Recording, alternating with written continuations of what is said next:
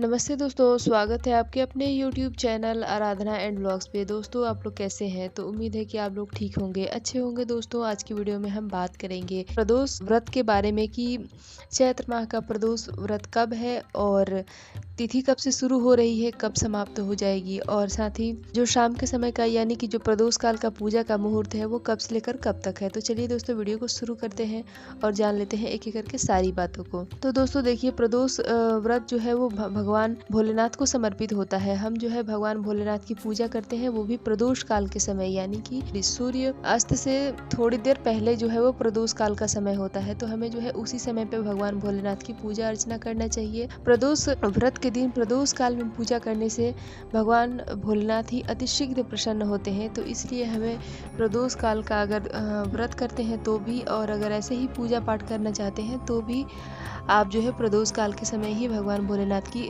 पूजा अर्चना करेंगे। भगवान भोलेनाथ की पूजा करना बहुत ही सरल है। आप बिल्कुल आसान विधि से कर सकते हैं। आप अगर आपके पास पंचामृत है तो आप सिर्फ पंचामृत का अभिषेक भी करें, भगवान भोलेनाथ को बेल पत्र चढ़ाएं, समी पत्र चढ़ाएं, अक्षत, काले तिल, और चाहे तो सफ़ेद फूल फल जो भी आपके पास भोग लगाने के लिए है, या फिर आप कोई भी सफ़ेद कलर की मिठाई भी आप भगवान भोलेनाथ को समर्पित कर सकते हैं भोग के स्वरूप में। पूजा करने से पहले दीपक प्रज्वलित करेंगे। दीपक आप चाहे तो तिल के तेल का या फिर घी का ले सकते हैं, और पूजा संपन्न हो जाए उसके बाद जो है आप कपूर ले लें और कपूर से आरती ज़रूर करें, क्योंकि आरती करने के बाद ही पूजा संपन्न मानी जाती है। दोस्तों हमें आज के दिन यानी कि प्रदोष काल के दिन हमें जो है, अगर घर में शिवलिंग रखे हैं तो पूजा करें, और घर में रखे हैं तो भी आपको मंदिर शाम के समय ज़रूर जाना चाहिए प्रदोष काल के समय। तो हमें आज के दिन यानी कि प्रदोष काल के दिन हमें जो है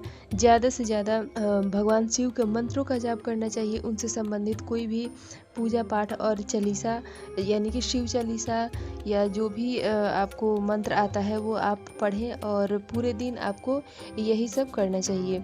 दोस्तों अब हम देख लेते हैं कि इसका मुहूर्त कब से कब तक हो, यानी कि कब ये शुरू हो रहा है और कब समाप्त हो जाएगा। तो देखिए दोस्तों, वैसे तो प्रदोष की जिस दिन को पड़ता है उस दिन से जाना जाता है। तो दोस्तों इस बार जो है प्रदोष व्रत जो है रविवार को पड़ रहा है। तो दोस्तों इस प्रदोष को हम रवि प्रदोष व्रत के नाम से जानेंगे। चैत्र माह के शुक्ल पक्ष की जो प्रदोष व्रत है वो कब से प्रारंभ होगा, तो वो प्रारंभ होने का समय है, तिथि है 20 अप्रैल 2024 को प्रारंभ होगा, और 24 को रात में 10:41 से प्रारंभ होगा और समाप्त हो जाएगा 22 अप्रैल को 1:11 पे, यानी कि आधी रात को ही समाप्त हो जाएगा। 1:11 पे समाप्त हो जाएगा। तो ऐसे जो है हमें बाकी सारे व्रत को जो है हम उदय तिथि के अनुसार जो है वो लेते हैं कि उदय तिथि के अनुसार हमें ये इस दिन व्रत प्राप्त होगा।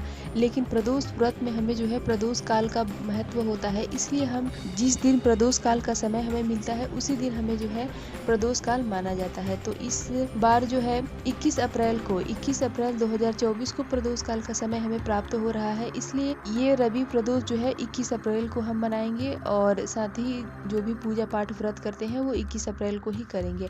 अब हम देख लेते हैं कि प्रदोष काल का पूजा का मुहूर्त क्या है। तो पूजा का मुहूर्त है शाम को 6:51 से प्रारंभ होगा और रात को 9:02 पे समाप्त हो जाएगा। तो दोस्तों ये कुल मिला के आपको 2 घंटे 12 मिनट का समय मिल रहा है, और इसमें आप बहुत ही अच्छे से भगवान भोलेनाथ की पूजा आराधना कर सकते हैं, कोई भी परेशानी नहीं है। अब क्योंकि ये प्रदोष जो है वो रविवार के दिन पड़ रहा है, तो रविवार के दिन पड़ रहा है तो हम सभी को पता है कि रवि जो दिन होता है वो रवि को यानी कि सूर्य भगवान को समर्पित होता है, सूर्य भगवान का दिन होता है। तो इस दिन हमें सूर्य भगवान को भी बहुत ही अच्छे तरीके से पूजा पाठ कर लेना चाहिए। इसके लिए आपको क्या करना है कि आप प्रतिदिन तो जल देते ही हैं, तो हमें विशेष रूप से रविवार के दिन जल देना है। जल आप चाहें तो तांबे के पात्र में दे सकते हैं, या फिर आप पीतल के पात्र में भी दे सकते हैं। पीतल के पात्र में जल देने के लिए आपको सबसे पहले उसमें गंगा जल डालें, फिर आप स्वच्छ जल डालें, साथ में अक्षत डालें,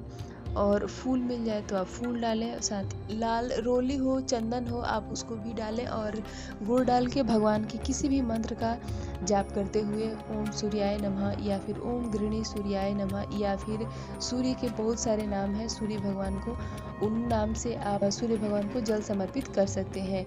दोस्तों जल समर्पित करने के बाद एक कार्य आप अवश्य करें, जो भी जल समर्पित किए हैं उसमें से उसी जल में से हम अपने माथे पे तिलक ज़रूर लगाएंगे। इस दिन सूर्य भगवान को भी हम प्रसन्न करने के लिए सूर्य भगवान के नाम का सूर्य स्रोत का पाठ कर सकते हैं या फिर उनके किसी भी मंत्र का हम जाप हमें करना चाहिए।